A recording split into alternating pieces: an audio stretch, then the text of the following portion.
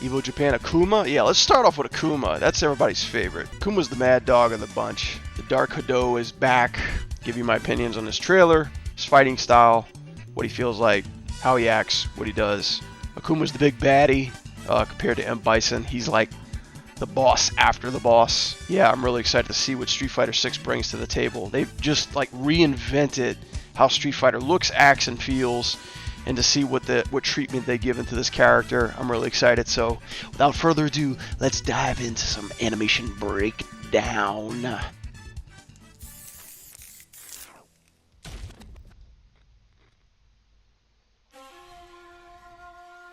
Where will this path of strife take him?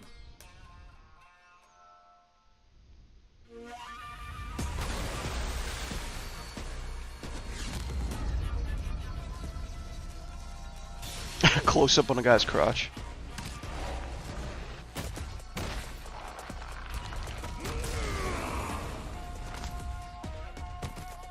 Ooh. Akuma just beating up a poor defenseless kid. He's just getting more ratchet. Yeah, this is a pretty sweet stage. Reminds me of Doom. Whoa.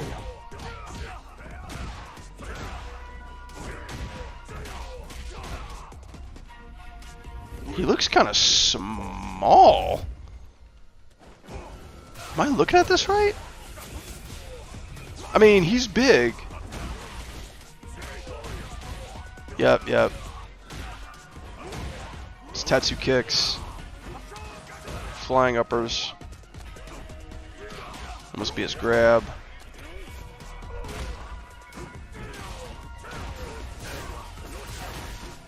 Oh, that's a hot combo. Nice, Dark Hado. Do we get a demon? Whoa. Okay, classic Akuma.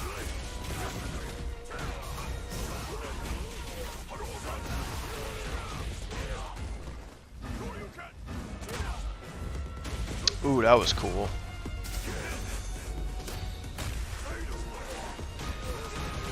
Damn, look at that axe kick.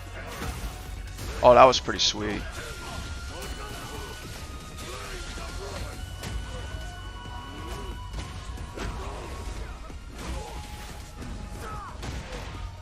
Alright, back to classic.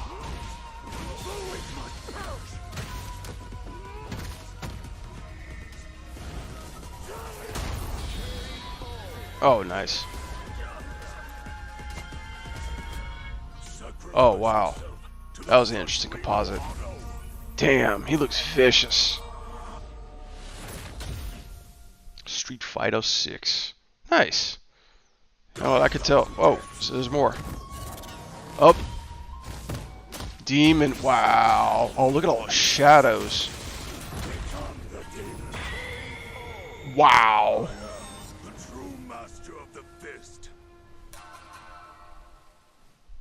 That dude is a brick shit house. First off, I think it's really cool how Akuma is injected into Street Fighter 6. One big thing that I've noticed in Street Fighter 6 is that it almost looks like it's actually street fighting. There's actually people in the streets. You could run into any of these characters possibly anywhere in the streets, like on the pavement, and start fighting with them. The characters are designed basically around that urban kind of environment. Akuma, on the other hand, he kind of breaks it down with that whole mythos of there's a raging demon, you know, he has the power of the Dark Hado, he's in this giant cave. Doesn't look like the kind of guy that you would meet on a street. I think the design is fucking awesome because they're actually giving him age, you know, like that's some Resident Evil shit right here. This kind of reminds me of like the first encounter that you have with a zombie in Resident Evil. First of all, his design, I really like what they're doing. But I think what's tripping me out is the fact that his face is hidden underneath all this hair. And it kind of makes his head a little bit small. And I think maybe that's what's carrying through on his gameplay. But this little camera trick that they do right here from this attack, the character comes into focus and we zoom in onto his face and then zoom out from this eye too as he connects to another pose, which I think is great. There's a lot of crash zooms in this piece. Crash zooms are basically like where you take the camera and you just move into the character super fast. And as you can see, you have a crash zoom here, crash zoom here, crash zoom here to the fist. Nice little cut there, some camera shake. Really cool reveal. Like, obviously one of the most iconic Street Fighter characters that they really did him justice. The biggest thing why we feel so uncomfortable and just so like on edge is because the whole level itself is just nothing but red. Noah House has got the gloomy, you know, fire, the orange, the hot colors.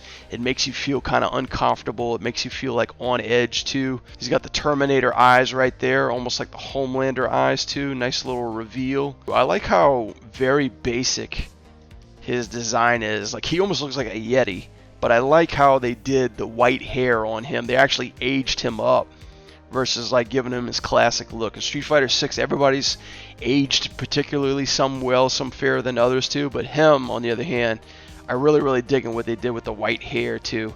And then just engulfing his face around that hair too with like these beads really gives him such a unique look to it too. But then again, it covers a lot of the upper part of his body, and I think that's what's making his face feel a little small to me. Like, the first thing I notice is like he looks significantly smaller than Ryu, right? Like, look at these size comparisons. Ryu looks taller than him. And like, even though he looks big, like he kind of looks like shrunk a little bit. I don't know, like, I'm thinking like the body seems to be proportioned correctly, but it's just the head is super small. If I were to take like a silhouette of this guy, he almost kind of like feels like a gorilla or something really rounded in shape. One thing I like about, you know, the Street Fighter animations too is that, you know, they take their time when they get into their poses too. They really hold back on a lot of this anticipation to really feel heavy. This cool knee attack. You got the direction of his arrows, his kicks right here too. Nice good line of action. Notice too, and this is like a trick, especially when you have a character that has just a whole bunch of shit surrounding him. Big characters, big armor, big necklaces. You can cheat these poses by actually shrinking his head within his chest right here too. Just to kind of give you that fine line, to give you like a nice, clearable, simple detail that works into that as well. This is really dope too. Like, I like how it leads into this next step right here. Nice big vertical pose right there. We're bringing the character like into balance here too. Obviously there's a bunch of mesh and cross hatching between like all the costume parts of this character, but you can get away with a lot of that stuff just by the speed and clarity of these poses that's happening. Arms coming down first. We hold on the foot because our attention is there. So this is like kind of like the clarity that we're reading with a nice ease out. And then 1, 2, 3, contact. We hold on contact for about 1, 2, 3, 4, 5, 6, 7, 8, 9, 10, 11, 12, 13. Almost about 13 poses, close to a heavy attack, medium attack. Medium attacks are usually between 8 or 9 frames. Heavy attacks are usually 10 or more, so 10 to 15 to 14. That's usually around heavy attacks readability in frames per second. This is a very clear pose. Notice how his foot's on top of his foot too. I don't know why exactly that's happening within fighting games too, but I've noticed this a lot in Street Fighter 6. Like, whenever they make contact, whenever the character is attacking them too, it's almost like their profile, their silhouette will stick out in front of the victim, this character too, and engulf that. And this is one of the reasons why he's looking so small, because Ryu looks like almost like way taller than Akuma right here. And the fact that he's in front of him and apparently our ground plane is here, Ryu's foot placement is down here too. And even though he's squatting, Ryu's still taller than him too, which is crazy because it looks like he's in profile in front of him, while Akuma looks like he's in the further background, but yet he's on top of him in profile. I don't know what the hell that's happening there, why that dynamic is, but I noticed that a lot in Street Fighter 6. This is cool. Like, notice there's a lot of foreshortening with Akuma through here too. His poses don't really read too much of clarity as you might think with another fighter, but he has a lot of foreshortening when it comes to these poses that they're choosing to give him. Foreshortening mean when a part of the body is enveloping another part of the body too. Everything just becomes a giant mess, and the silhouette ultimately just turns into a shape instead of more clarity. And I've noticed that through a few of his attacks, especially this one too, where everything's really, really tightened together as well. This one's more extended, but versus this uppercut one, everything's more foreshortened. And I think, if I had to take a guess, I think they would purposely be doing this in order to give him more kind of like a solid foundation. I always look for the shapes of a character overall to give them form, how they feel, how does one shape turn into another shape. In this case, you have here on the anticipation turning into a triangle shape, which is more of a strike and deadly type of force throughout here. And notice this too, the foreshortening, like the arm is on top of the head through here. The body's quite turned, facing a side silhouette, while we have this fist buried in the back here too as well. So it almost comes out as more of a tight, contained, very strong, grounded, sturdy character. A character with feet has even more details that we have to animate. Feet are a hard thing to do because they need to be properly shaped correctly. When it comes to shape and form, it's almost as if you could turn this foot into a blade, this curve. Where's the energy going? Where's the impact going when it comes to giving the right feel of the attack? The angle of the character attack has a specific direction that it must go. We don't really worry about arcs too much or anything that animation terminology usually speaks for itself when we come to animation, but because the gameplay needs to be efficient in the way that the direction of the player is initiated, this character movement is very much straightforward, which we call linear too. I love trying a character that has bare feet, because you can get a lot of expression with those feet. When I was in Overwatch, I worked on Sigma, and Sigma had bare feet. And I remember I was told specifically not to touch the feet. Like, don't touch the feet at all. Keep the feet simple, put them in a pose, call it a day. And lo and behold, nobody thought of anything of the feet, that it was going to get anywhere. The next 2 weeks, Kotaku wrote an article about Overwatch's feet fetish. And yeah, that was just the biggest ordeal of the whole character itself. Nobody thought about the tank, the gravity situation, the scientist part aspect. No, everybody was looking at the feet. And then we get upper high kick, medium 1, 2, 3, 4, 5. Nice good whole pose right there too, which feels great. I don't know what his hands are doing because there's so many effects, there's so many smoke effects that's happening. But again, this crazy W pose that we're having here, the foreshortening of the hand. Akuma's got that, what do you want from me? Type of look to it. Akuma just in himself is a very symmetrical kind of posed character, especially through here too. Are basically giving him this overall shape. And because his head is so engulfed by all this hair and this ponytail too, you kind of get like, it's easy to read this square shape because the top of his head is almost like a dome that matches with his shoulders too, enforcing that he is a very stable, very immovable, very hard and grounded character. Interesting how they make this launch kind of work when his force is exerted back. So while ignoring physics and gravity and how the body is exerted into this move, the player wants response. They want respondability more than anything. So the biggest thing that you are reading is this back leg right here. So looking at how this leg starts to where it's going, anticipation builds and then connects. This is kind of crazy because like normally when I frame through animations like this too, like I know there's a directional path that's happening, but Akuma's just really all over the place right here. When I'm looking at kind of like where his center of gravity is, where his body's flowing, he's kind of like his hips are going one way and then going the other way,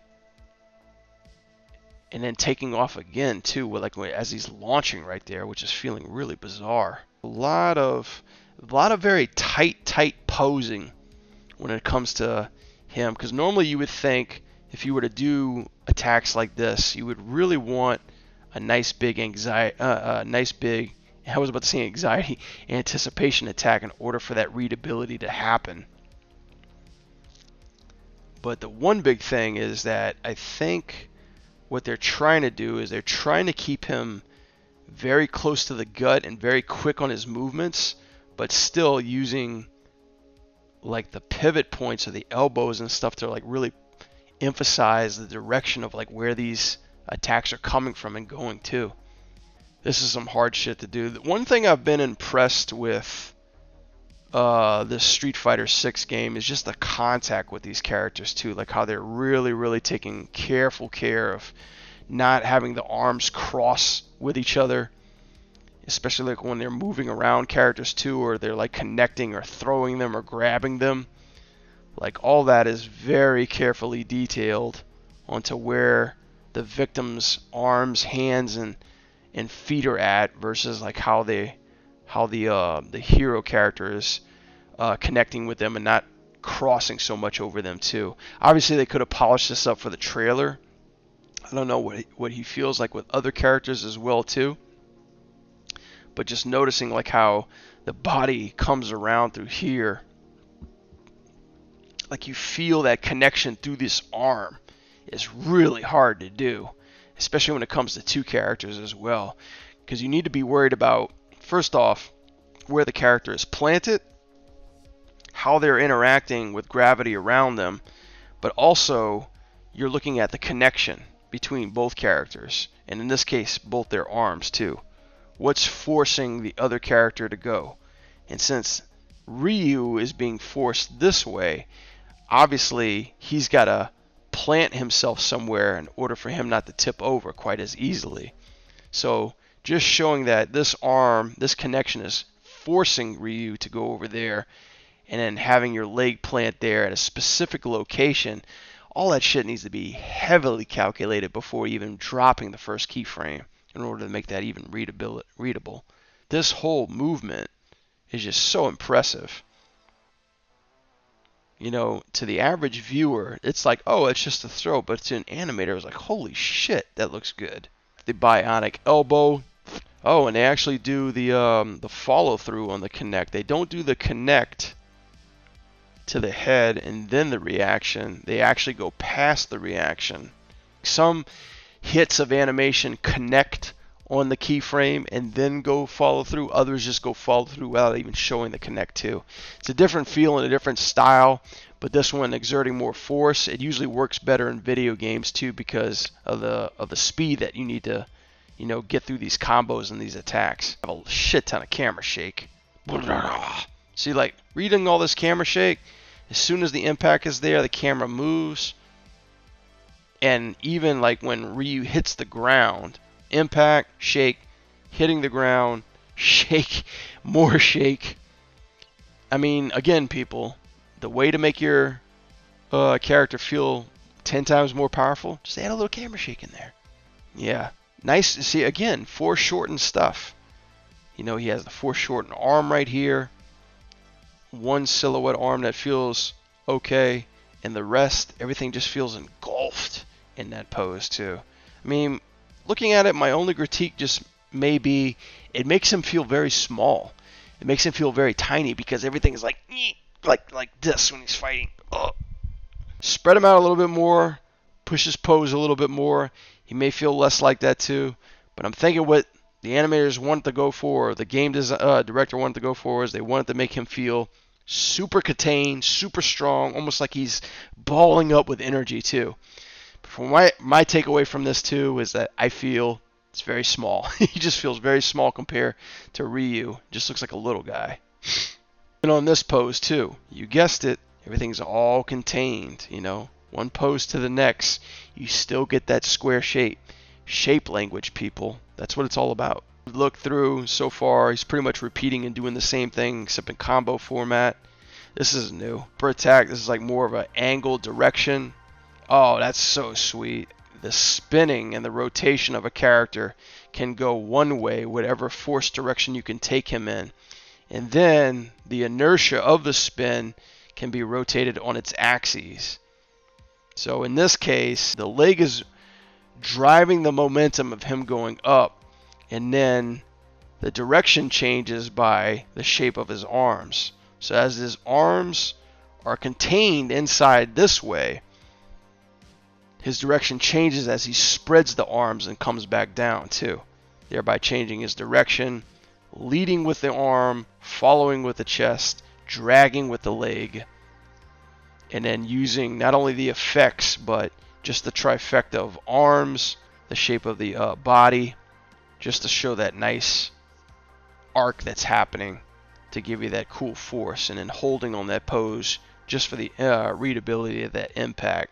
That caught me off guard. He goes from a Shoryuken, spins around, and then gets into this crazy ass pose right here. Emphasis on the eyes, circling where the attack is going to come. Nice little use of effects right there, from the eyes to the circle to where the attack is coming from. We can't really see shit, but there's a silhouette of him landing right here. His fist on the ground. Again, the triangle going from square to triangle to show the stability to deadly. Neat. This is where his super is coming in. We have a zoom whip, and then a static cam on top of that. Hit into a static cam, up into a crazy ass pose. That's just a menacing pose too.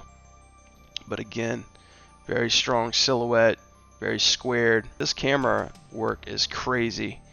Like we cut to a close-up of his hand comes forward, and then we get a small little whip out, a zoom out. Then cut to another zoom out, a tilt up, showing the impact, and then a zoom in as his head gets launched to the ground.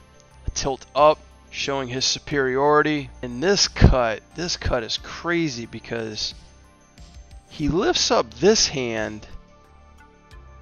Okay, but then he comes back with this hand, so he's drawing this hand too. This is what kind of screwed me up the first time I saw it, because I thought he was going to be punching with this hand, and then this hand gets caught up too. It'd almost be better. I think it would be a lot better readability if he started lifting up with this hand. Like we saw that angle coming up, and then we cut right into that. It would actually just flow a hell of a lot better. And then this part right here, this is where we track the fist coming down. That's such a cool shot. Like the camera outruns the fist. KO, such a badass silhouette. Dominance on top. And when the victim's foreground arm is in the front too. Just like the crazy composition of just how they set these shots up when they still frame it. When it just takes your eye around the frame. Like you're just looking at all these small details, and it plays with your eyes in the sense of direction, how they're compositing the frame to where there's hardly any negative space in there, but they're utilizing every part of this frame and everything in perspective too to keep it very, very entertaining to look at. So this is interesting too. Like I don't know how he's picking him up, but this could be, again, the special part of like how each character gets grabbed. Like maybe like there's a certain part of the body, how it's laying down, how much the hand can actually grab in order to get you from position A to position B. And then this is kind of weird because we're so close up on this character's face that at this point Akuma doesn't even feel like he's picking him up. It almost feels like the character's just lifting up in the frame, kind of like instead of him pulling him up. So like maybe if he had more of like this arm behind here and this fist coming up, like pulling him, that would feel a little bit better. This is just how my mind works. So Ryu is dead. His eyes are looking both ways to Chinatown. And Akuma looks like he's looking directly at us too, which is kind of creepy. Like, you're next, bitch. Alright, and last but not least, you gotta do the Raging Demon. I love, love, love how they're actually showing what's happening in these demon attacks. When you watch the old school Akuma attacks, he's just a shadow puppet walking across the screen. And then the screen blacks out into a whole bunch of like punch effects. And then it cuts to a clear pose of him dominating on top, standing in that classic back pose. And the whole time us players are figuring like, what the hell did he just do? I don't know what it was. I can only use my imagination. The move was set up to let you decipher yourself what it could be. Whatever it was badass. But in here, they actually show you. This is the classic move that he shadow grabs the opponent with. And just wanted to slow this down. Oh, he tries to attack him. I did not even notice that the first time. He tries to attack him, but he's just like, whoop. Then he turns around, and then you see like this legion of Akumas, which is scary in itself. Akumas around you, and they all take turns beating the shit out of you. Boom, boom, boom. So quick cuts here, dynamic quick cuts. So we got how many? Let's count them. 1, 2, 3, 4. So three quick cuts. And for flavor and texture, that face, that's so great. Like, look how pleased Akuma looks. He's relishing in this. And then we cut into an arc shot, which is basically the camera rotating around the characters. So we get that for maybe about 3 seconds through here. Then we have Akuma leaving frame. We have a boom shot. We have a boom camera following him up, with all his little shadow minions or shadow selves behind him. And then this shot, like, this is what really stood out to me. This is like a basically establishing shot. You have a character in the foreground looking at the obstacle, whatever it may be. Oh, and I didn't even realize that the one was in the center right there. He emerges from the darkness. That's so cool. They play around with this black and white silhouette too. We have a nice whip out shot.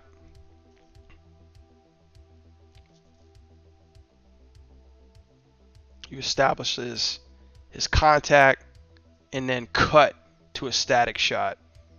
Bam! Of the classic Akuma pose, which again is a square. I get it, Capcom. You want to make him dominant, immovable, the force, the crusher, the demon, death itself. Overall, this is just a badass. It feels really good. The only critiques I really have on the Akuma is a lot of his weight transfer feels a little bit light in some areas of his punching, his kicking. But again, I know we have to keep it snappy. It's more important for his attacks to feel stronger than it is to actually make sense in gravity. But because Akuma does a lot of good forceful combos, he's very tight when he delivers them. I think the only other thing that I would critique too is just that some of his posing feels a lot of foreshortening to me. His head feels really small, really hunched over due to his design. And he feels a lot smaller compared to the other victims too. But the way that everything's presented, the hype that I feel after that, and the crazy ass amount of camera work and cuts and design that you have through the characters, visual effects, the sound, just makes the overall package really exciting to look at too. Borderline 9. It's not completely perfect. Akuma feels pretty small, and that's what kind of threw me off a little bit, but I don't know. Could be wrong. Let me know what you guys think too. So hey, if you guys like that animation breakdown, be sure to let me know down in the comments, and also subscribe if you haven't. I do animation breakdowns on fighting games, video game animation, and pretty much anything that catches my fancy. I love this kind of stuff, and subscribing will really help out my channel, so give it a like. What are your thoughts? Let me know in the comments down below. My name is Brad for Show, and I'll see you guys later.